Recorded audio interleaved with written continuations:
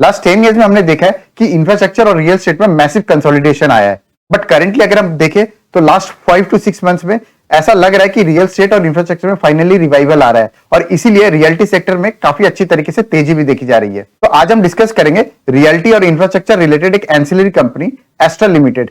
तो इसका सबसे पहले हम फंडामेंटल एनालिसिस में बिजनेस समझेंगे, उसके बाद इसके फाइनेंशियल्स देखेंगे और थोड़ा सा चार्ट देखेंगे और देखेंगे क्यों इस स्टॉक को हमें रडार पे रखना चाहिए। तो इंडियन पाइप इंडस्ट्री की बात करें तो यहाँ पे काफी सारे की ट्रेंड्स चल रहे हैं। एक तो ये है कि सीमेंट पाइप, आयरन पाइप जो ट्रेडिशनल यूज होती थी उसको रिप्लेस किया जा रहा है प्लास्टिक पाइप से।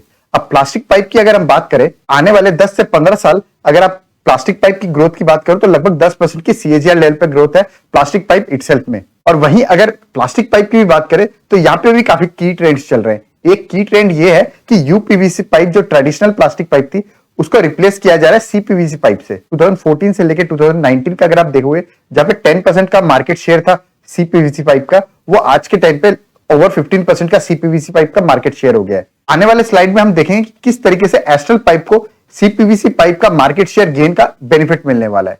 तो कंपनी की कुछ की हाइलाइट्स देखें लास्ट 25 ईयर्स की ग्रोथ स्टोरी के अंदर। तो 96 में कंपनी एस्टेब्लिश हुई थी सीपीवीसी पाइप के अंदर और वहीं इंडिया के अंदर इन लोगों ने सीपीवीसी पाइप 1999 में लॉन्च किया था। तो ये पहली कंपनी थी जिसने सीपीवीसी लॉन्च किया था इंडिया में। और वहीं अगर हम बात करें 2004 में इन लोगों ने यूपीवीसी लॉन्च किया था। तो इंडिया में जब इन लोगों ने यूपीवीसी पाइप लॉन्च की थी तो उसकी खास बात ये थी कि ये लेड फ्री हुआ करती थी। अब लेड फ्री का इंपॉर्टेंस इसलिए है क्योंकि यूपीवीसी पाइप जो है एग्रीकल्चर इंडस्ट्री में यूज होती है और लेड फ्री होना बहुत जरूरी होता है क्योंकि लेड अगर रहेगा पाइप में तो बहुत हाई चांस है कि वो वाटर में भी आ सकता है और उससे क्या होता है कि ह्यूमन बॉडी में भी जा सकता है और उसका बहुत ज़्यादा नेगेटिव इम्पैक्ट होता है। अगर आपको याद होगा तो मैगी की बैन लेड पाए जाने की वजह से ही हुआ था। तो इस वजह से लेड फ्री पाइप्स जो है बहुत ज़्यादा पॉपुलर हुए थे। तो यहाँ इन लोग जो है सबसे इनोवेटिव थे, इंडिया में इन लोगों ने ही लाया था लेड फ्री यूपीवीसी पाइप। और वही 2008 में जो है इन लोगों ने सीपीवीसी पाइप का प्लांट जो है केनिया में भी सेटअप कर दिया। और वही 2011 में इन लोगों ने एडेसिव बिजनेस में एंटर किया। तो एडेसिव बिजनेस में इन लोगों ने एंटर किया by acquiring a company advanced adhesive करके, उसमें 85% स्टेक लिया। और ये जो स्टेक लिया इन लोगों ने जॉइंट वेंचर के साथ लिया। ल्यूब्रिजोल जो है यूएस की कंपनी है, तो ल्यूब्रिजोल के पार्टनरशिप में इन लोगों ने इस कंपनी को एक्वायर किया। तो ल्यूब्रिजोल की अगर मैं बात करूँ तो ये बेसिकली वही कंपनी है जिन लोगों ने इनको सीपीवीसी के अंदर रॉ मटेरियल सप्लाई किया है। हालांकि 2011 में इन लोगों ने एडेसिव बिजनेस में एंटर किया बट इनका मेजर फोकस एडेसिव बिजनेस में तब हुआ जब इन लोगों ने रेसिनोवा को एक्वायर किया। तो रेसिनोवा की बात करें तो विद इन एडेसिव सेगमेंट जो है काफी अच्छा स्ट्रॉन्ग होल्ड है इनका। इनफैक्ट कई सारे पर्टिकुलर प्रोडक्ट्स में तो इनका अच्छा खासा मार्केट शेयर भी है। और इसके अलावा बॉन्डिट को भी इन लोगों ने एक्वायर किया 2014 में। तो 2014 वाज अ मेजर माइलस्टोन, इसमें इन लोगों ने एडेसिव बिजनेस में एक अच्छा खासा प्रेजेंस बनाया। अगर आपको एडेसिव बिजनेस के बारे में आइडिया नहीं है तो just to give you idea, जैसे कि एशियन पेंट या पीडलाइट के काफी सारे प्रोडक्ट्स है पीडलाइट के, चाहे वो फेविकॉल है, फेविक्विक है या डॉक्टर फिक्सिट है। तो इस तरह के काफी सारे प्रोडक्ट्स हैं पीडलाइट के। 2016 में इन लोगों ने एक बहुत बड़ा स्टेप लिया। बेसिकली ल्यूब्रिजोल जो इनकी पार्टनर थी सीपीवीसी पाइप में बैकवर्ड लेवल पे, तो उसको इन लोगों ने अपना एग्रीमेंट तोड़ दिया उसके साथ। और जितने भी इनके रॉ मटेरियल और बैकवर्ड इंटीग्रेशन है वो इन लोगों ने खुद सेटअप किया इंडिया के अंदर। तो इससे क्या हुई, एक तो इनकी डिपेंडेबिलिटी कम गई ल्यूब्रिजोल पे, और ल्यूब्रिजोल से ये बेसिकली बाहर से इंपोर्ट करते थे रॉ मटेरियल, तो वो डिपेंडेबिलिटी कम गई। इसके अलावा इनकी कॉस्टिंग बहुत घट गई और कॉस्टिंग घटने से क्या हुआ, इनकी ओवरऑल प्रॉफिट मार्जिन जो है काफी अच्छे तरीके से ग्रो हो गई। इसके बाद इन लोगों ने 2018 में काफी सारे एक्विजिशन किए एडेसिव बिजनेस के अंदर और 2020 में इनको एक अवार्ड भी मिला है मोस्ट ट्रस्टेड पाइपिंग ब्रांड के नाम से। तो ऐसे काफी सारे अवार्ड्स रिसेंट टाइम में मिले हैं। तो बेसिकली इन लोगों ने काफी अच्छे तरीके से अपने प्रोडक्ट की ब्रांडिंग भी की है। इनके बिजनेस की बात की तो apart from adhesive and piping इन लोगों ने वाटर टैंक में भी एंटर किया है, एक एक्विजिशन भी किया है रिसेंटली इन लोगों ने। और जैसा मैंने कहा 2016 में, 2019 में और 2020 में 3 बार इनको पाइपिंग ब्रांड का अवार्ड मिला है। ओवर 25 कंट्रीज जो है एक्सपोर्ट करती है। हालांकि इनका मेजर रेवेन्यू जो है इंडिया से ही आता है। और वहीं अगर हम ग्रोथ की बात करें तो रेवेन्यू जो है 20% के ऊपर ग्रोथ की है लास्ट 10 ईयर्स में। और वहीं प्रॉफिट आफ्टर टैक्स जो है 30% के सीएजीआर लेवल पर ग्रो हुआ है। तो दिखता है किस तरीके की अमेजिंग ग्रोथ रही है कंपनी की। ऑल ओवर इंडिया इनका अच्छा खासा प्रेजेंस है। हालांकि थोड़ा सा इनका प्रेजेंस जो है ईस्टर्न इंडिया में कम है, बट इनका एक और मैन्युफैक्चरिंग प्लांट सेटअप हो रहा है भुवनेश्वर में, जिससे इनकी ईस्टर्न इंडिया में प्रेजेंस भी काफी स्ट्रांग होने वाली है। और वहीं डिस्ट्रीब्यूटर्स की बात करें तो 850 डिस्ट्रीब्यूटर्स है पाइपिंग में और 33,000 प्लस डीलर्स है। और वहीं एडेसिव सेगमेंट की बात करें तो 1300 डिस्ट्रीब्यूटर्स है और 1.3 लाख के ऊपर डीलर्स है। पाइपिंग इंडस्ट्री की स्पेसिफिकली बात करें तो 850 डिस्ट्रीब्यूटर्स है। और वहीं अगर मैं बाकी इनके कॉम्पिटिटर्स की बात करूँ तो फिनोलेक्स है, प्रिंस पाइप है, सुप्रीम है या आशीर्वाद जैन इरिगेशन, सभी जो है बराबर है या ऑलमोस्ट ज्यादा डिस्ट्रीब्यूटर्स है। तो ये बेसिकली एक फोकस स्ट्रेटेजी है एस्ट्रल की। तो यहाँ पे इन लोगों ने क्या किया है कि ये हाई वॉल्यूम मीडियम नेटवर्क पे ये स्ट्रेटेजी फॉलो कर रहे हैं। इसका मतलब क्या है कि ये एक सर्टेन लेवल तक के ही डिस्ट्रीब्यूटर्स रखेंगे और फोकस करते हैं कि रेवेन्यू पर डिस्ट्रीब्यूटर जो है वो कंटिन्यूअसली इंक्रीज हो। उससे क्या होता है कि डिस्ट्रीब्यूटर्स अपने जो ब्रांड्स में इनके रेवेन्यूज और मार्जिन इंप्रूव होते रहते हैं, उन ब्रांड्स को वो ज्यादा सीरियस लेते हैं, उन ब्रांड्स को फर्दर पुश करते हैं। तो इस तरीके का कॉन्सेंट्रेटेड पूल ऑफ डिस्ट्रीब्यूटर्स बनाने की कोशिश कर रहे हैं, समथिंग जो इवन एशियन पेंट करती है। और इनफैक्ट मैं आपको अगर लास्ट 5 ईयर्स की बात करूं तो ओवर 2x जो है कंपनी की ग्रोथ रही है पर डिस्ट्रीब्यूटर रेवेन्यू के टर्म्स में। पाइपिंग सेगमेंट की बात करें तो काफी सारे प्रोडक्ट्स हैं इनके।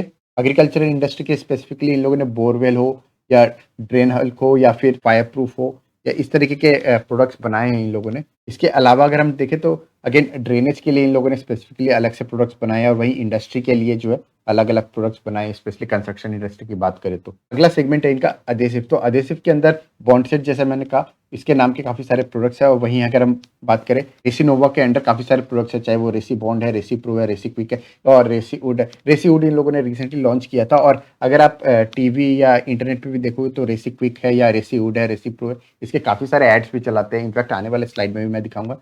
इसके अलावा इन लोगों ने सॉल्वेंट सीमेंट्स भी लॉन्च किया है।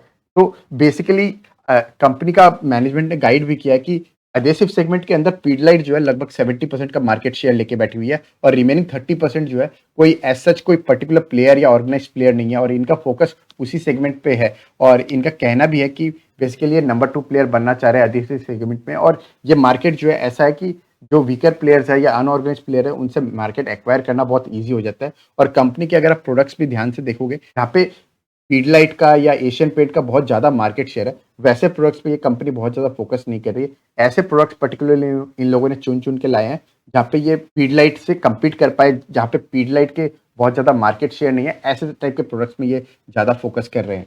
और रेसिनोवा की बात करें तो इवन बिफोर एक्विजिशन रेसिनोवा का अच्छा खासा प्रेजेंस था और कुछ कुछ पर्टिकुलर ब्रांड्स में तो इनका अच्छा खासा मार्केट शेयर भी था। तो इसलिए रेसिनोवा एक्वायर करने से इनका काफी इजी हो जाता है काम और फर्दर ये कंपनी जो है अपने एग्जिस्टिंग डिस्ट्रीब्यूटर्स के थ्रू पुश कर रही है और प्लस एड्स के थ्रू जो है मार्केटिंग कर रही है। तो इस तरीके से कंपनी की स्ट्रैटेजी है। इनफैक्ट अधेसिव सेगमेंट की बात करें तो 20% के ऊपर की रेवेन्यू ग्रोथ एक्सपेक्ट कर रही है कंपनी अगले 5 साल। वहीं रिसेंटली कंपनी ने वाटर टैंक बिजनेस में भी एंटर किया है। सरिता जो है ये एक महाराष्ट्र बेस्ड ब्रांड है, उसको एक्वायर किया है कंपनी ने एक मैन्युफैक्चरिंग प्लांट भी सेटअप किया है अहमदाबाद के अंदर। और इसके अलावा जो है इवन राजस्थान में कंपनी प्लान कर रही है मैन्युफैक्चरिंग सेटअप। तो ये कुछ मैन्युफैक्चरिंग ऑलरेडी सेटअप है। अगर आप ध्यान से देखोगे तो एक तो ये महाराष्ट्र और गुजरात एंड इवन राजस्थान, ये 3 जगह इसका बेसिकली वेस्टर्न प्रेजेंस होगा। इसके अलावा कंपनी जो है होसूर में साउथ इंडिया में मैन्युफैक्चरिंग सेटअप करेगी। तो बेसिकली इससे क्या हुआ कि वेस्टर्न और साउथर्न रीजन दोनों जगह इनका अच्छा खासा प्रेजेंस हो जाएगा in terms of manufacturing capacity. और वाटर टैंक्स की स्पेसिफिकली बात करें, सिंटेक्स जो है मार्केट लीडर हुआ करती थी और सिंटेक्स की अगर आप थोड़ी सी फाइनेंशियल एनालिसिस करोगे तो काफी डेट रिटर्न कंपनी बन गई है। और उस तरीके की वीक बैलेंस शीट वाली कंपनी जो है कंटिन्यूसली अपना मार्केट शेयर जो है लूज करती जाएगी और ऐसे जगह में इन लोगों ने अपॉर्चुनिटी फाइंड आउट की है। तो ये एक बहुत ही अच्छी कंपनी की निशानी होती है जहाँ पे कोई वीकर प्लेयर है या कोई स्ट्रॉन्ग प्लेयर है जो कुछ रीजंस की वजह से वीक होता जा रहा है, तो वहाँ पे आप सही टाइम पे एंटर करके मार्केट एक्वायर कर लो। तो बहुत ही हाई ग्रोथ वाली कंपनी है। अगर आप लास्ट 10 ईयर्स में देखोगे तो अमेजिंग तरीके से इन लोगों ने एक्विजिशन भी किए हैं काफी अग्रेसिवली और कंटिन्यूसली मार्केट शेयर भी गेन करते जा रहे हैं। पहले के टाइम पे क्या था, 3 लेयर्ड टैंक्स आते थे और अभी इन लोगों ने जो वाटर टैंक्स लॉन्च किए ये बेसिकली 7 लेयर्ड वाटर टैंक्स है। इससे क्या होता है कि ड्यूरेबिलिटी बढ़ जाती है। स्पेसिफिकली ये जो वाटर टैंक्स है यूजुअली रूफ पे रहती है, तो इसलिए ड्यूरेबिलिटी के लिए आपको हाई क्वालिटी और मल्टीपल लेयर्स जो होता है टैंक की लाइफ बढ़ जाती है। रेवेन्यू मिक्स की बात करें तो इनका मेजर बिजनेस जो है पाइपिंग इंडस्ट्री से आता है ऑलमोस्ट 75% और अधेसिव बिजनेस से 24% आता है। जैसे मैंने कहा जो टैंक का बिजनेस है ये इनिशियल लेवल पे है और इसमें बहुत ज़्यादा अभी रेवेन्यू का ग्रोथ आया नहीं है।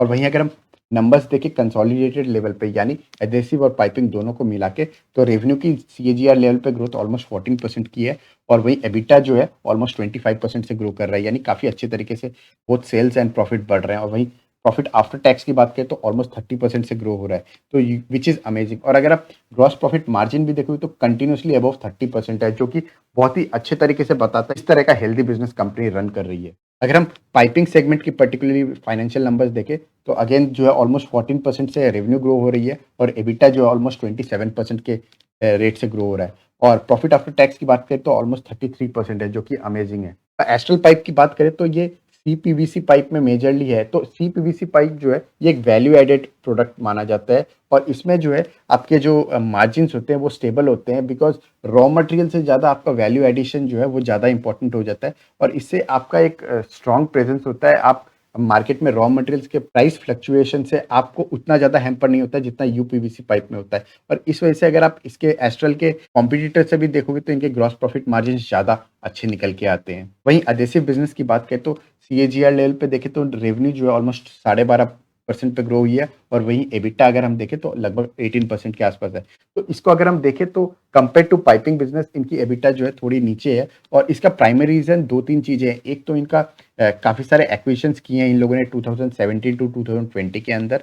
इसके अलावा इन लोग एड्स में बहुत ज्यादा पुश कर रहे हैं, तो इनके एक्सपेंसेस बहुत ज़्यादा हो रहे हैं। और यहीं पे अगर हम प्रॉफिट आफ्टर टैक्स की बात करें तो हालांकि 2016-17 बेस इतना छोटा था, इसलिए आपको सीएजीआर लेवल पे प्रॉफिट आफ्टर टैक्स बहुत ज़्यादा पॉजिटिव दिख रहा है। हालांकि यहाँ पे ग्रॉस प्रॉफिट मार्जिन की अगर हम बात करें तो हेल्दी है, अबव 30% ही है।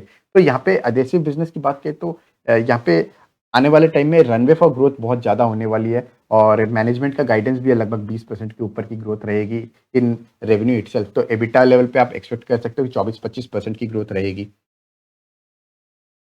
इनका पैन इंडिया प्रेजेंस काफ़ी अच्छा है, और इस वजह से क्या है कि इनके लॉजिस्टिक्स कॉस्ट जो है काफ़ी रिड्यूस हुआ है, almost 3 to 4% of the total cost जो है रिड्यूस हुई है बिकॉज ऑफ लॉजिस्टिक्स कॉस्ट। तो ये कैसा रहता है कि आपकी मान लीजिए कि साउथ इंडिया में मैन्युफैक्चरिंग प्लांट है, और अगर आपको नॉर्थ इंडिया में सप्लाई करना है, तो अगर आपको साउथ इंडिया से नॉर्थ इंडिया आपका प्रोडक्ट जो है ले जाना पड़ेगा तो लॉजिस्टिक्स कॉस्ट बहुत ज़्यादा बढ़ जाता है। इसलिए आपको ऑल ओवर इंडिया अपनी मैन्युफैक्चरिंग कैपेसिटी होनी चाहिए। तो इससे क्या होता है कि ओवरऑल आपके कॉस्टिंग जो है थोड़ी-सी कम हो जाती है, और आप कॉम्पिटिटर से भी कम्पीट कर पाते हो। और इसके अलावा एक और चीज़ होती है कि लीड टाइम, यानी कितने टाइम में आप अपने कस्टमर्स के पास चीज़ पहुँचा पाते हो, तो वो भी रिड्यूस हो जाता है। तो ये चीज़ों की वजह से पैन इंडिया प्रेज़ेंस ज़रूरी होता है, और ये बेसिकली कंपनी के लिए मोट की तरह काम करता है। वो मोट की तरह इस तरीके से काम करता है, एक तो आपकी प्राइसिंग पावर आ जाती है, या प्राइस कॉस्टिंग जो है रिड्यूस हो जाती है, और उसको आप कस्टमर्स को पास ऑन कर सकते हो। थोड़ा-सा कम रेट पे चीज़ें बेच बेच सकते हो, कॉम्पिटिटिव हो सकते हो, और इससे इकोनॉमीज़ ऑफ स्केल आती है, यानी कि एक सर्टेन लेवल तक की आपकी सेल हो जाती है एक प्लांट से, जिससे कि आप प्रॉफिटेबल होते हो उस प्लांट को रन करने में। और कंपनी जो है पाइपिंग बिज़नेस में पैन इंडिया लेवल पे इकोनॉमीज़ ऑफ स्केल लाना चाह रही थी, जो करंटली इन लोगों ने ला चुके हैं। और कंपनी का गाइडेंस भी है कि जितनी भी कैपेक्स करनी थी इन लोगों ने ऑलरेडी कर ली है पाइपिंग बिज़नेस के अंदर। अब ये जो है बेसिकली कैपेसिटी यूटिलाइजेशन पे फोकस करेंगे। तो ये जो इंडस्ट्री है इसमें कैसा रहता है कि पहले आपको plant all over India setup कर लेना होता है, और इकोनॉमीज ऑफ स्केल ले आनी होती है। उससे क्या होता है कि आपके प्लांट जो प्रॉफिटेबल रहते हैं, आप आराम से चला सकते हो, और उसके बाद उस मोड के बेसिस पे आप फर्दर इन्वेस्टमेंट नहीं करते हो, आप विद इन एवरी प्लांट जो है उसकी कैपेसिटी को और अच्छे तरीके से यूटिलाइज कर सकते हो, और उससे क्या होता है कि आपकी continuously operating profit margin improve होती है। तो ये मोट पहले लाया जाता है, और उस मोट को बाद में लेवरेज किया जाता है। तो इस तरीके के बिजनेस में है कंपनी, और पाइपिंग इंडस्ट्री के अंदर उन लोगों ने ऑलरेडी जैसा कहा कि अब फर्दर इन्वेस्टमेंट नहीं कर रहे। अब इनका मेजर इन्वेस्टमेंट जो है अडेसिव सेगमेंट में होगा। तो अडेसिव सेगमेंट में ये बेसिकली इकोनॉमीज ऑफ स्केल लाने की कोशिश कर रहे हैं। तो पाइपिंग इंडस्ट्री में बेसिकली दो तरह की पाइप होती है, एक पीवीसी पाइप होती है, एक सीपीवीसी पाइप होती है। तो पीवीसी पाइप या यूपीवीसी पाइप का जैसा है कि ये बेसिकली कमोडिटी बिजनेस होती है, इसमें वैल्यू एडिशन बहुत कम होती है। और पीवीसी पाइप में कैसा रहता है कि रॉ मटेरियल के प्राइस के हिसाब से आपके ओवरऑल प्रॉफिट जो बहुत ज़्यादा फ्लक्चुएट करते हैं। लास्ट 1 ईयर में जो है पीवीसी में रॉ मटेरियल्स के कॉस्ट है वो काफ़ी बढ़ गई है, और इस वजह से लोकल प्लेयर्स जो है काफ़ी हद तक मार्केट गिव अप कर दे रहे हैं। और यहाँ पे एग्जिस्टिंग जो प्लेयर्स है, कंपनीज लाइक आशीर्वाद है या इवन एस्ट्रल है, ये कंटिन्यूसली पीवीसी पाइप के अंदर मार्केट शेयर गेन करते जा रहे हैं। हालांकि एस्ट्रल की हम बात करें स्पेसिफिकली तो ये इनका मेजर रेवेन्यू जो है सीपीवीसी पाइप से आता है, और इस सीपीवीसी पाइप की खास बात ये होती है कि ये वैल्यू एडेड प्रोडक्ट होता है, और इसमें आपके रॉ मटेरियल्स के रेसिन के प्राइसेस पे बहुत ज़्यादा आपके एबिटा डिपेंड नहीं करते हैं। एक खास चीज़ एस्ट्रल ने ये की है कि इन लोगों ने स्टॉकिस्ट हटा दिया अपने सप्लाई चेन के अंदर से। तो यूजुअली सप्लाई चेन में कैसा रहता है इनका कि ये मैन्युफैक्चरिंग होता है, उसके बाद स्टॉकिस्ट के पास जाता है, और उसके बाद डिस्ट्रीब्यूटर के पास। तो इन लोगों ने स्टॉकिस्ट को हटा दिया। स्टॉकिस्ट जो लगभग 4 to 5% के मार्जिन रखता था, उसको हटाने से क्या हुआ है कि बेसिकली इनकी ओवरऑल बॉटम लाइन पे इम्पैक्ट आया है और ये अपना प्रॉफिट जो है और ज़्यादा इम्प्रूव हो गया है इस वजह से। जो पाइप होता है उसमें बहुत ज़्यादा स्किल की ज़रूरत नहीं होती है, बहुत ज़्यादा टेक्नोलॉजी की ज़रूरत नहीं होती है, टेक्नोलॉजी की ज़्यादा ज़रूरत होती है फिटिंग्स के अंदर। और वहीं जो है लोकल प्लेयर्स जो होते हैं उनकी भी पाइप्स जो है मोर और लेस कंपेरेबल होती है, बट असली मुद्दा आ जाता है फिटिंग पे। और फिटिंग जो है फिटिंग उनका उस क्वालिटी का होता नहीं है, उससे ज़्यादा डिफेक्ट्स निकलते हैं और कस्टमर्स को अगर वो उस तरह का लो क्वालिटी प्रोडक्ट मिलता है तो उनका एक्सपीरियंस अच्छा नहीं होता। स्पेसिफिकली प्लम्बर्स जो होते हैं वो इस तरह के लो क्वालिटी फिटिंग्स कभी प्रेफर नहीं करते, उनके लिए भी एक सिर दर्द होता है। इस तरह के बिजनेस जो होते हैं ना, जैसे कारपेंटर हुए, प्लम्बर्स हुए, इन लोग बहुत ज़्यादा इन्फ्लुएंस करते हैं। वो जिस प्रोडक्ट का रेफरेंस देते हैं कस्टमर्स यूजुअली वही प्रोडक्ट बाई करते हैं। काफ़ी सारे फिटिंग्स की ज़रूरत होती है यूजुअली पाइपिंग में, और लोकल प्लेयर्स इस हाई क्वालिटी के फिटिंग्स बना नहीं पाते। जैसा यहाँ पे हम स्लाइड पे भी देख पा रहे हैं, ये एस्ट्रल के कुछ पाइप्स के अंदर इन लोगों ने फिटिंग्स के बारे में डिस्क्राइब किया है। और इस तरह के कुछ-कुछ इम्पोर्टेंट चीज़ें होती हैं, ये छोटी-छोटी प्रोडक्ट के अंदर स्ट्रेंथ होती है, जो यूजुअली अनऑर्गनाइज्ड प्लेयर्स जो है या लोकल प्लेयर्स जो है, इस तरह की हाई क्वालिटी चीज़ें बना नहीं पाते, और इसके लिए बहुत ज़्यादा टेक्नोलॉजी एफिशिएंट भी होना पड़ता है, जो बहुत ज़्यादा रिसर्च लोकल प्लेयर्स नहीं करते अपने प्रोडक्ट को बनाने में। एक और ख़ास बात जो है एस्ट्रल की, वो ये है कि ये एड्स पे बहुत ज़्यादा स्पेंड करते हो। 4.2% ऑफ देयर रेवेन्यू जो है एस्ट्रल स्पेंड करता है। वहीं अगर हम कॉम्पिटिटर्स की बात करें, चाहे वो फिनोलेक्स हो, सुप्रीम हो या अपोलो पाइप हो, ऑलमोस्ट 1 टू 1.5% जो है ये स्पेंड करते हैं। तो दिखता है कि किस तरीके की अग्रेसिव पुश है कंपनी की। और कुछ एड्स की हम बात करें तो मिर्ज़ापुर जो है बहुत पॉपुलर वेब सीरीज़ है, वहाँ पे इन लोगों ने बॉन्टाइड के प्रोडक्ट्स पुश किए थे इस एड के थ्रू। और वहीं अगर हम इवन आईपीएल की बात करें तो आईपीएल में इन लोगों ने काफ़ी सारे एड्स भी लगाए थे और स्पॉन्सरशिप भी की थी इस सीरीज़ की। और वहीं एस्ट्रल पाइप की बात करें तो एस्ट्रल पाइप को प्रमोट करते हैं सलमान खान और रणवीर सिंह। तो इनफैक्ट बहुत ज़्यादा पॉपुलर हो गया है ये पर्टिकुलर एस्ट्रल पाइप। और इवन प्लम्बर्स जो है टायर 2 सिटीज़ में या इवन टाउन्स में जो है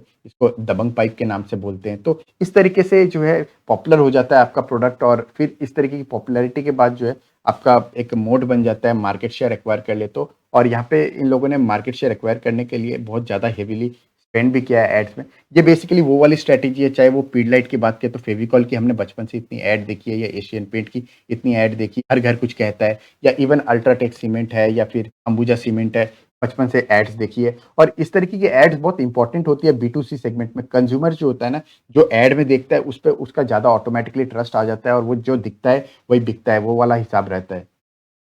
4 तरह की प्लास्टिक पाइप्स होती है, एक होती है यूपीवीसी, एक होती है सीपीवीसी, एक होती है एचडीपी और एक होती है पॉलीप्रोपिलीन।